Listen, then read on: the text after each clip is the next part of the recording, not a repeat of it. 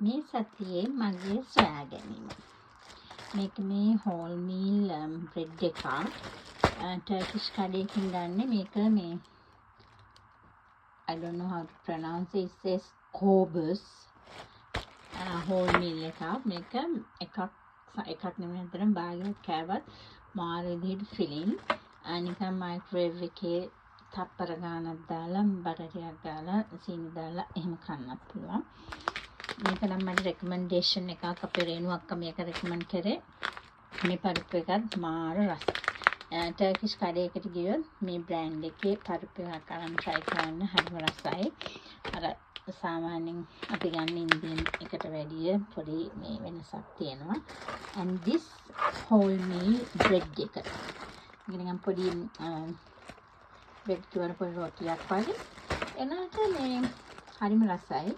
මේක චිකන් කරි එකක් පරිප්පු එක එහෙම නැත්නම් ස්නැක් එකක් විදිහට මේක කරන්න පුළුවන්. මේක නාන් ටයිප් එකක් නෙමෙයි හරිම මේ ඒක හරි soft whole meal.